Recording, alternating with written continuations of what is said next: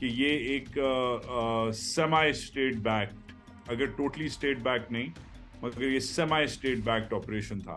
ارشد کے بارے میں یہ اب عام بات چلنے لگ گئی کہ الٹیمیٹلی ہم اسٹیبلشمنٹ کو جتنا بھی کہہ لیں ہائے ان میں یہ ہے، ان میں وہ ہے، ان میں فرق ہے، کوئی فرق شک نہیں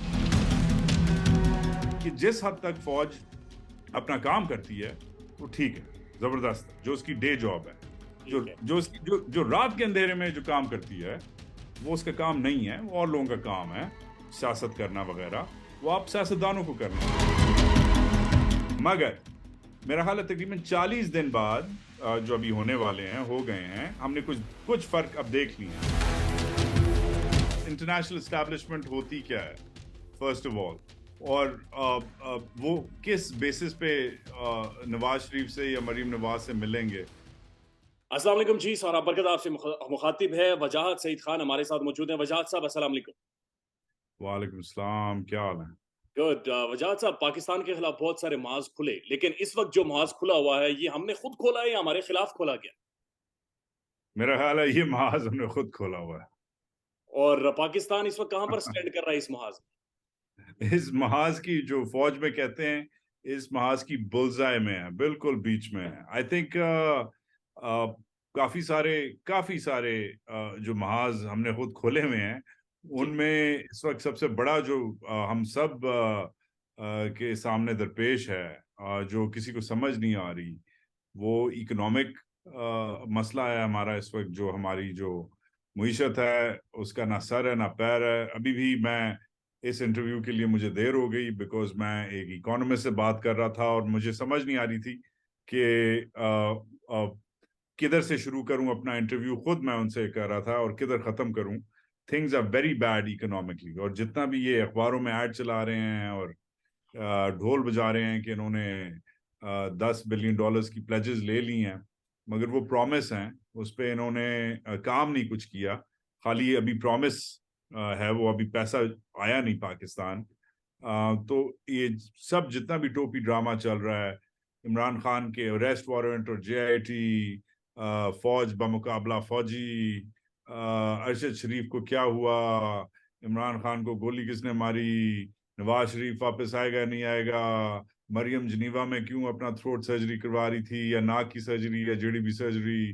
یہ سب جو ڈرامے چل رہے ہیں وہ تو چل رہے ہیں، وہ چلتے رہیں گے. بٹ آئی تھنک سب سے بڑا مسئلہ اس وقت اکنامک مسئلہ ہے. وہ تو ظاہر ہے اور وہ ہم محسوس بھی کر رہے ہیں. لیکن وجاہت صاحب، سر ارشد شریف صاحب کے حوالے سے اگر آپ نظر ڈالیں تو سر حالات یہ ہیں کہ ان کی والدہ کا وکیل ہو کر نہیں دے رہا. جو بھی وکلا ہوتے ہیں رات کو ہاں کرتے ہیں، صبح منع کر دیتے ہیں. ان کے حوالے سے جو فیکٹ فائنڈنگ جو لوگ بناتے ہیں، فیکٹ فائنڈ کرتے ہیں، انہیں OSD بنا دیا جاتا ہے. جو لوگ مدعی مقدمات ہیں، جنہوں نے مقدمات کروائے تھے، وہ پیش ہوتے ہیں تو ان میں سے کچھ پیش نہیں ہوتے. ہو کیا رہا ہے؟ بیسیکلی ارشد شریف کی انویسٹیگیشن کو رکایا جا رہا ہے. فٹ ڈریگنگ ہو رہی ہے اور اسے ایونچولی اس کا کچھ ہونے نہیں والا بیکاز لیاقت علی خان کی انویسٹیگیشن کہیں نہیں گئی، بے نظیر بھٹو کی انویسٹیگیشن کہیں نہیں گئی. خود ان کے جو سپہ سالار تھے اس کے انہوں نے دانت دفن کیے ہوئے اسلام آباد میں، دانت چوک پہ فیصل مسجد کے باہر. ضیاء الحق صاحب کی میں بات کر رہا ہوں. آج تک یہ نہیں پتا چلا کہ اس ملک کے سب سے پاورفل اور خوفناک ڈکٹیٹر کا جہاز کیسے کریش کیا گیا ہے. تو ارشد شریف کیا چیز ہے؟ وہ تو نا چیز ہے بمقابلہ ان سب کے جن کی فائلیں دبائی گئی ہیں. بٹ ایک بیسک مسئلہ ہے کہ یہ 1988 نہیں ہے جب ضیاء صاحب شہید ہوئے تھے، اور 1951 نہیں ہے، اور نہ یہ 2007 ہے جب بے نظیر کو مارا گیا تھا. یہ آج کل کی دنیا میں مشکل ہے کہ آپ جیسے رپورٹر ہوں، ہم جیسے بیوقوف ہوں، اور ہم دونوں کا ایک ہی کام ہو کہ سوال کرنا. تو سوال ہم کرتے رہیں گے، اور ان سوالوں کی کھوج میں جو مجھے سمجھ آ رہی ہے وہ یہ ہے، میں نے اپنے بلاگ پہ بھی بات کی ہے، آپ پہ بھی بات آپ کے ساتھ بھی کر سکتا ہوں شیئر، کہ کچھ شاید ایسے فیکشنز ہیں جنہوں نے یہ کروایا ہے فوج میں، فوج کے اندر تھے، یا فوج کو غلط کرنے کے لیے، فوج کا نام خراب کرنے کے لیے انہوں نے شاید یہ کروایا ہے. ایک تو یہ ایک انویسٹیگیٹو سٹریم ادھر جا رہی ہے، اور دوسرا انویسٹیگیٹو سٹریم جس پہ اور رپورٹرز نے بھی بات کی ہوئی ہے، جو پتہ نہیں ان رپورٹرز کو کیوں نہیں جو ہمارے جج صاحبان ہیں ویسے تو بلا لیتے ہیں, مگر اس ایشو پہ جن لوگوں نے اس پہ رپورٹنگ کی ہے, پاکستان کے اندر بھی رپورٹنگ کی ہے لوگوں نے, پاکستان کے باہر بھی رپورٹنگ کی ہے ان لوگوں نے, ہمیں کیوں نہیں بلایا جا رہا, ہمارا اوپینین کیوں نہیں لیا جا رہا, اٹس کوائٹ اسٹرینج. مگر کچھ ایسی معلومات ہیں جو ڈیولپ کر رہی ہیں کہ یہ ایک سیمی اسٹیٹ بیکڈ, اگر ٹوٹلی اسٹیٹ بیکڈ نہیں مگر یہ سیمی اسٹیٹ بیکڈ آپریشن تھا. ارشد کے بارے میں یہ اب عام بات چلنے لگ گئی ہے. یہ obviously کورٹس میں یہ بات زیادہ آگے نکلے گی, میں اس سے زیادہ ڈسکس نہیں کرنا چاہ رہا. ٹھیک ہے, آپ اس بارے میں ڈسکس نہیں کرنا چاہ رہے, لیکن سر ایک لاسٹ کمنٹ کر دیجئے گا کہ اگر آپ کو بلائے گی عدالتیں, سپریم کورٹ پاکستان کی بلائے گی, تو آپ کے پاس ہے کوئی انفارمیشن اس بارے میں شیئر کرنے؟ Obviously. آپ سر اپنے ویلاگز میں اکثر بات چیت کر رہے ہیں, ہم نے جو دیکھے ہیں اور جو سمجھ آ رہی ہے کہ جنرل باجوہ اور جنرل فیض گڈ کاپ بیڈ کاپس کھیلتے رہے پاکستان میں. ہم تو پاکستان کے اندر جو نیریٹیو تھے, جو اخباریں لکھنے والے تھے, جو تجزیہ کار تھے, وہ تو جنرل فیض صاحب کو سر ایک بڑا زبردست ہیرو بنا کر پیش کرتے تھے, جبکہ دوسری طرف جنرل باجوہ صاحب کے بارے میں اور رائے تھی ان کی. گڈ کاپس بیڈ کاپس کیسے تھی؟ I think کہ ان کے نظریے میں یہ جو گیم چل رہا تھا یہ ایک کنوینئنٹ, پولیٹیکلی کنوینئنٹ گیم تھا. مطلب آپ نے دیکھا ہوگا پچھلے دنوں میں جنرل باجوہ جنرل فیض کی بیٹی کی شادی پہ آ کے اپنا نیلا انہوں نے سوٹ پہنا ہوا تھا نیا, ٹھیک ہے. مطلب آپ جس بندے سے, کیونکہ ہم جیسے بیوقوفوں کے لیے یہ بڑا وہ تھا نا کہ بھائی باجوہ ایکسٹینشن چاہ رہا ہے اور فیض کی اس سے اس لیے اپنی بن رہی, اور فیض کو اس نے اس لیے ISI سے ہٹا دیا ہے اور ندیم انجم کو لگا دیا ہے, اور اب فیض چیف بننے والا تھا مگر عمران نے اس لیے بی ایس, یہ سب بکواس تھی. وہ بندہ اس بندے کی بیٹی کی شادی پہ جا رہا ہے جس سے ہم نے ان کی دشمنیاں کروا دی ہیں. مگر آپ اگر بات کریں فوج سے, فوج کے اندر جو اس وقت لوگ سرونگ ہیں, جو باہر بیٹھے ہیں, آس پاس بیٹھے ہیں, ان کے رشتہ داروں سے بات کریں, ان کے دوستوں سے بات کریں. زیادہ دور نہیں ہے پاکستان میں ایسی رشتہ داریاں نکالنا, زیادہ مشکل کام نہیں ہے. تو اٹس کوائٹ کلیئر کہ ان کے جو انٹرسٹ ہیں وہ کنورج کر رہے ہیں. ایک ہی ساتھ ان کا کریئر جو ہے پچھلے 7-8 سالوں میں ایوالو کیا ہے, ایک ہی ساتھ ختم ہوا ہے, دونوں سیف ہیں. اور دونوں کے خلاف اگر کوئی فوج نے ایکشن لینا ہوتا تو رپورٹنگ تو دونوں کے خلاف ہوئی بھی ہے, مگر کیوں نہیں فوج نے ایکشن لیا. انفیکٹ دونوں کے ارد گرد سناٹا چھا ہوا ہے. سب سے امپورٹنٹ جو فوج کا جو سب سے سیکنڈ امپورٹنٹ بندہ ہوتا ہے جسے CGS کہتے ہیں, چیف آف جنرل اسٹاف, وہ بھی اس شادی پہ آئے ہوئے تھے. بڑے زبردست جنرل ہیں, ہماری ان سے ہم نے بہت ان کے ساتھ رپورٹنگ کی ہوئی ہے. جنرل سعید ادھر DG رینجرز ہوتے تھے. تو فوج کا اس وقت سپہ سالار کے بعد جو سب سے امپورٹنٹ جنرل ہوتا ہے, جو رائٹ پہ اس پہ چیف کے رائٹ پہ بیٹھتا ہے, وہ اس شادی پہ آیا ہوا ہے. مطلب کہ فوج ریپرزینٹ کون کر رہا ہے؟ چیف نہیں تھا ملک میں, تو چیف کے بعد کون دیکھتا ہے فوج کو؟ CGS دیکھتا ہے. تو CGS شادی پہ آیا ہوا ہے, تو اس کا مطلب ہے کہ فوج شادی پہ آئی ہوئی ہے. تو ریٹائرڈ چیف آیا ہوا ہے, سابق چیف خالی واحد نہیں, کیانی صاحب بھی آئے ہوئے تھے, پوری اسٹیبلشمنٹ آئی ہوئی ہے. تو اٹ مینس کہ الٹیمیٹلی ہم اسٹیبلشمنٹ کو جتنا بھی کہہ لیں, ہائے ان میں یہ ہے, ان میں وہ ہے, ان میں فرق ہے, کوئی فرق شک نہیں ہے. سر دو خبریں اسی دوران پاکستان میں والا رپورٹ ہوئی ہیں. ایک تو یہ, چونکہ آپ ادارے کو بہت بخوبی جانتے ہیں, سمجھتے ہیں, آپ نے بڑی رپورٹنگ کی ہے سر, یہ کہا گیا کہ جنرل باجوہ صاحب کی وجہ سے ادارے کے اندر لوگوں نے ریزگنیشن جمع کروا دی اور باقاعدہ 5,000 کا فگر بھی کوٹ ہوتا رہا. اس کے اندر کوئی ریالٹی تھی؟ دیکھیں فوج کے اندر بڑا کلیئر ہوتا ہے. ایک تو یہ جو 5,000 میں آپ کو لیٹس بی ویری کلیئر, فوج میں 250 بٹالین ہے, ٹھیک ہے. ایک بٹالین میں کم از کم 10 افسر ہوتے ہیں, ٹھیک ہو گیا. اگر 5,000 افسر چلا گیا, کیونکہ جوان تو ریزائن نہیں کرے گا نا, جو بیچارہ لانس نائک یا کارپورل یا سپاہی بیٹھا ہے وہ تو ریزائن نہیں کرے گا, اس کی تو 30-40 ہزار روپے تنخواہ ہے بیچارے کی, وہ ریزائن کرے گا, وہ کدھر جائے گا؟ ریزائن تو کوئی کرنل چرنل کرے گا نا, کوئی بریگیڈیئر کرے گا, کوئی جرنیل کرے گا, یا آپ کی ایج کا کوئی میجر ہی کرے گا, رائٹ. کوئی بہت ہی کوئی خوددار اگر لڑکا ہوگا, وہ دیکھے گا کہ بابے کیا بکواس کر رہے ہیں, اور فرض کریں وہ ریزائن کرے گا, کیونکہ اس نے کمیشن اپنی, اور ریزائن بائی دا وے آپ ایسے نہیں کر سکتے, اس کا بڑا ایک پروسیس ہوتا ہے. یہ وہ کوئی آپ حبیب بینک میں نوکری نہیں کر رہے کہ جا کے آپ نے باس کے منہ پہ استعفیٰ مار دیا اور ریزائن ہو گئے. مطلب بہت لمبی انڈرٹیکنگز کرنی پڑتی ہیں.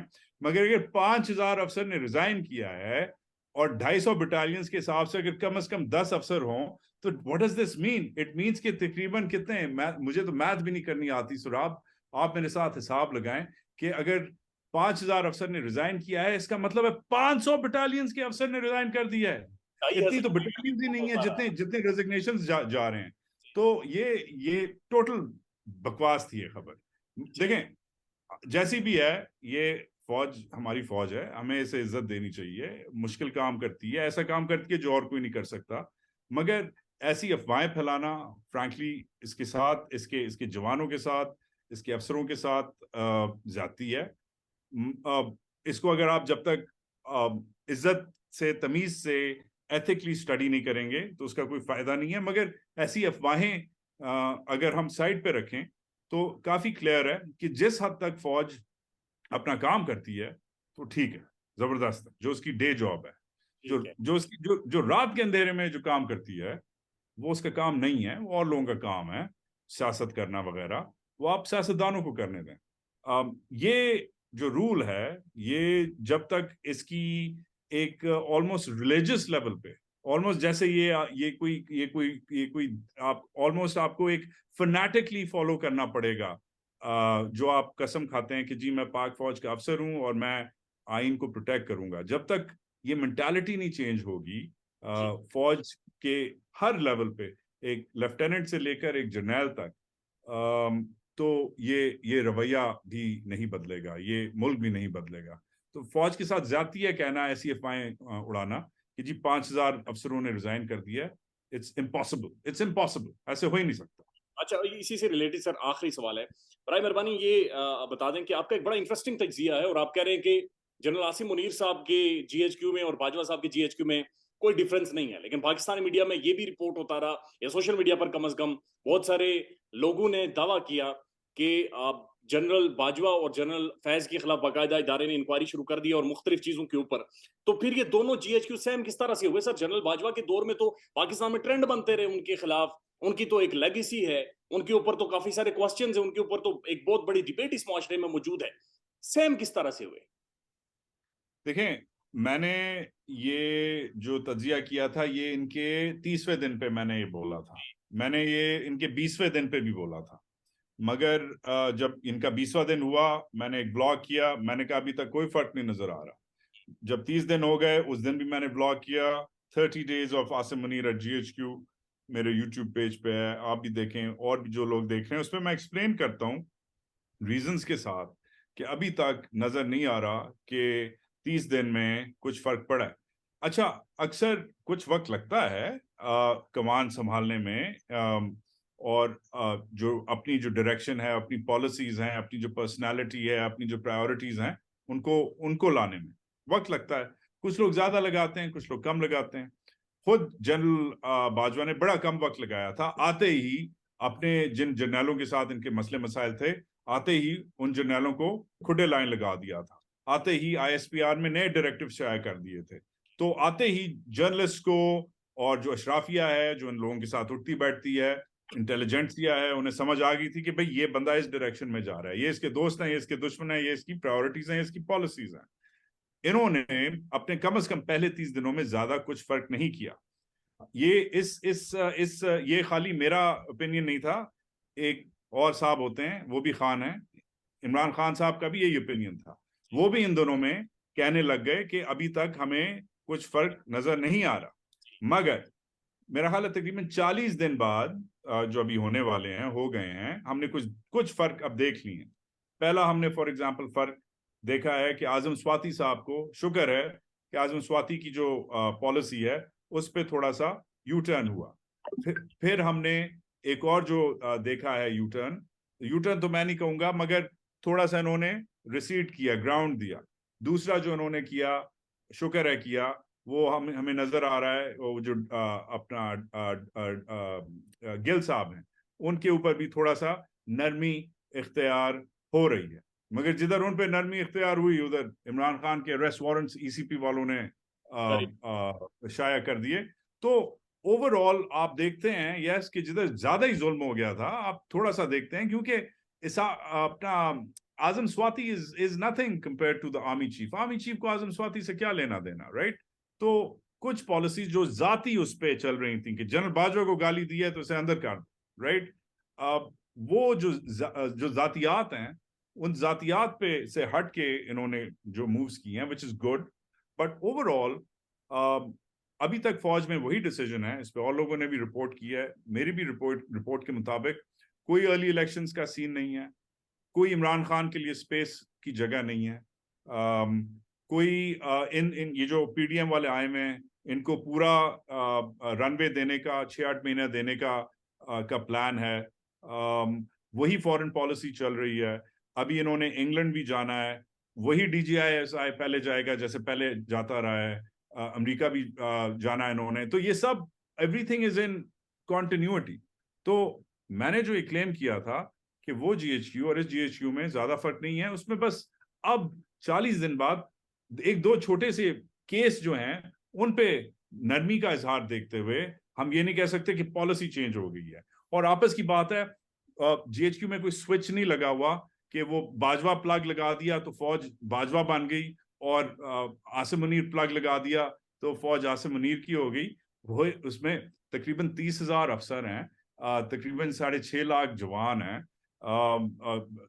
ملینز آف پینشنرز ہیں, ملینز آف فیملیز ہیں. آپ ایک دم فوج کو پرو عمران یا اینٹی عمران یا ایسے نہیں کر سکتے.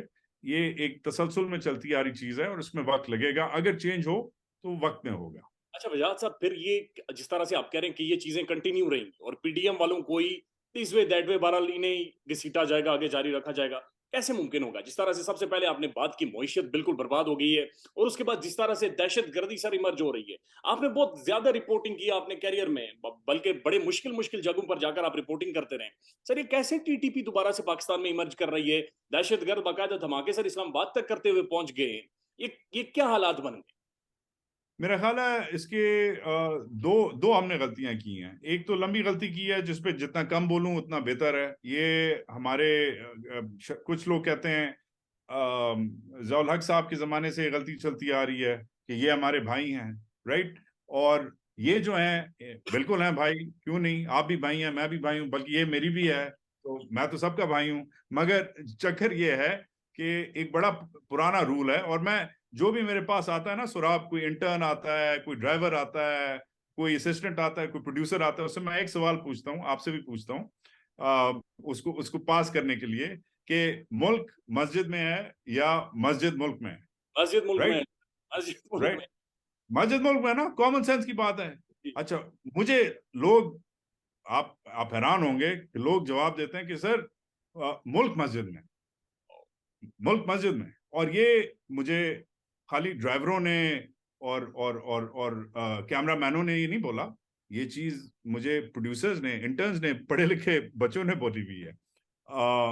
تو یہ جو ایکسپیریمنٹ ہے آپ کی کہ اس سے لوگوں کا جو وہ ہے جو زاویہ ہے وہ بالکل ٹوسٹڈ ہے کہ بھئی ملک چھوٹا ہے, مسجد بڑی ہے, ٹھیک ہے تو پھر کہیں اور جا کے رہیں, کیونکہ یہ ملک یہ ہو نہیں سکتا, ایسے ملک چل نہیں سکتا.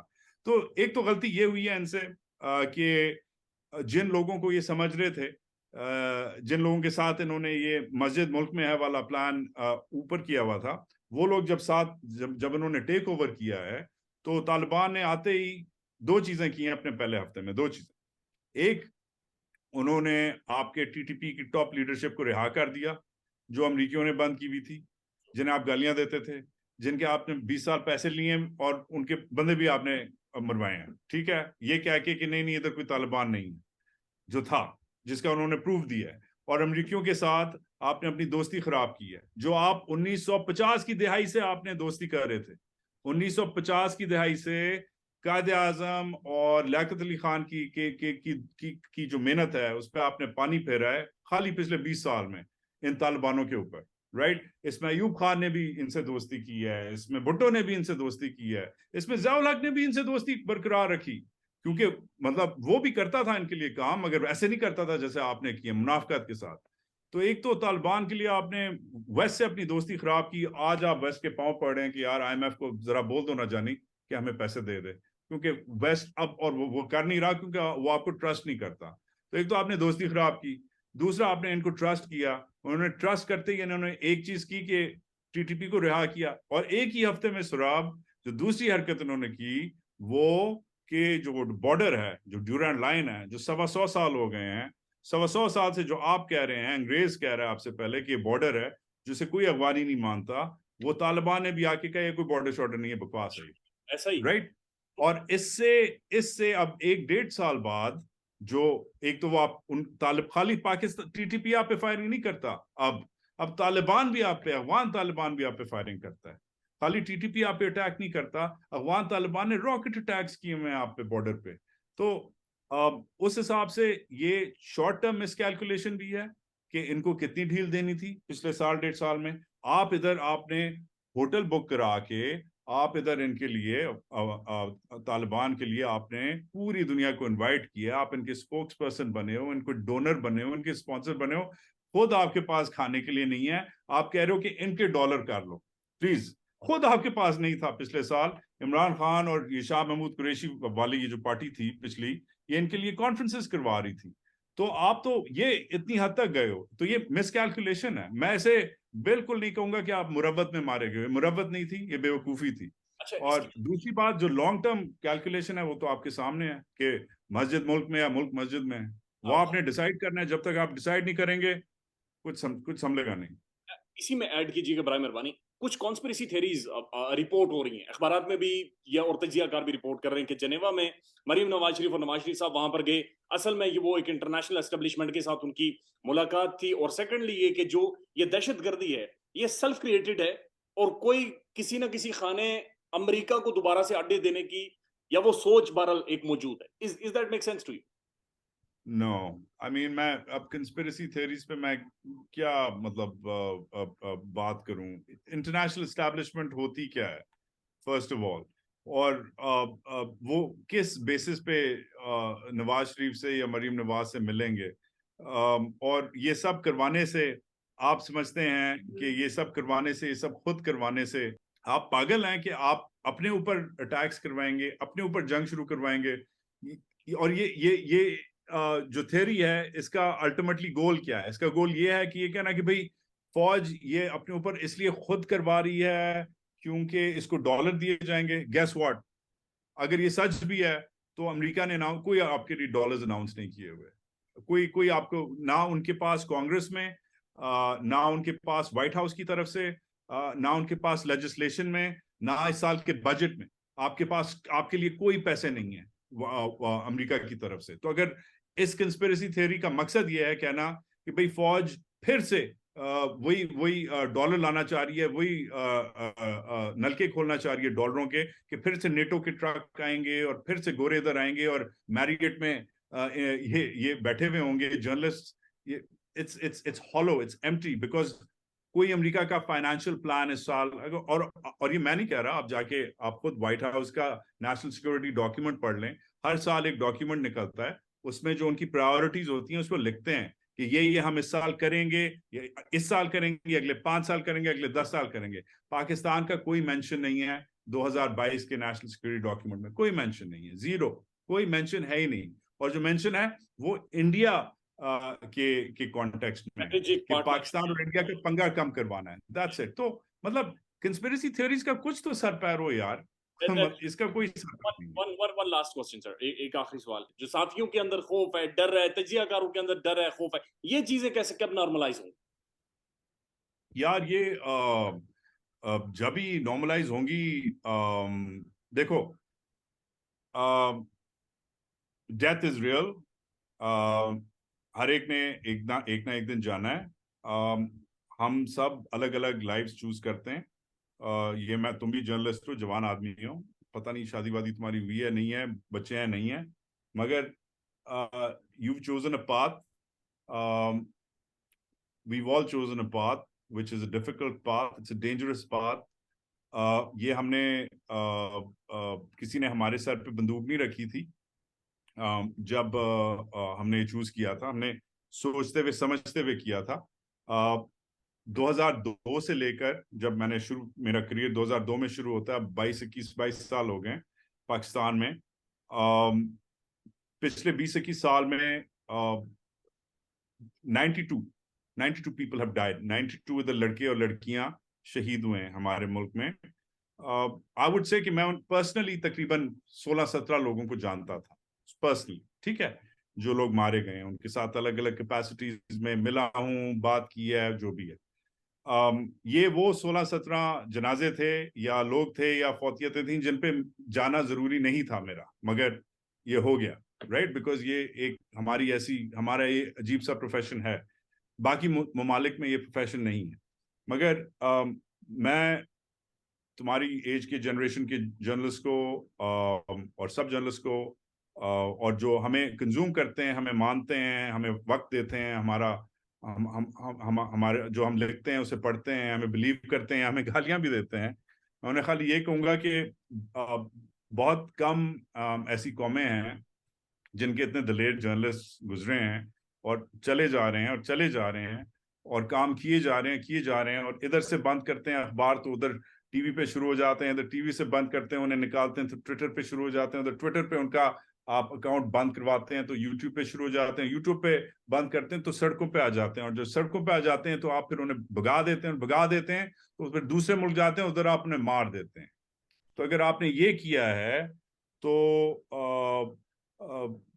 یہ تو بڑا مطلب پریڈکٹیبل قسم کا پیٹرن بن گیا ہے یہ کرنا کہ قتل کر دو, بندے کو ضائع کر دو.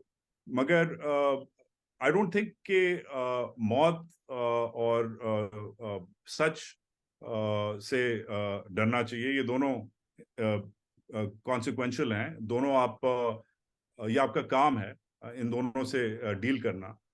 اور میں دلاسے نہیں دینا چاہ رہا کسی کو. 10 سال پہلے 15 سال پہلے کیا میں ریکمینڈ کرتا کسی کو کہ آپ جرنلسٹ بنیں؟ ہاں, آج میں اور زیادہ ریکمینڈ کروں گا, ڈسپائٹ آف دا فیکٹ کہ یہ بہت خوفناک قسم کا پروفیشن ہو گیا. بیکاز اگر پاکستان کو اگر آپ سمجھتے ہیں کہ پاکستان کو جرنیل بچائیں گے یا عمران خان بچائے گا یا سیاستدان بچائیں گے, یہ آپ کی سوچ ہے. پاکستان کو خالی سچ بچائے گا, خالی سچ بچائے گا. اور وہ ایک پروفیشن کا کام ہے اور وہ ہمارا کام ہے, اور کسی اور کا کام نہیں ہے. باقی سب کے جو بھی کام ہے ان کی ہم عزت کرتے ہیں, مگر پاکستان کو ٹرانسپیرنسی بچائے گی, پاکستان کو اکاؤنٹیبلٹی بچائے گی, اور پاکستان کو سچ بچائے گا, اور یہ ہمارا کام ہے. تھینک یو یہ سو ہمارا مچ, پلیزر ٹاکنگ ٹو یو. بہت بہت شکریہ سر, تھینک یو. Good luck.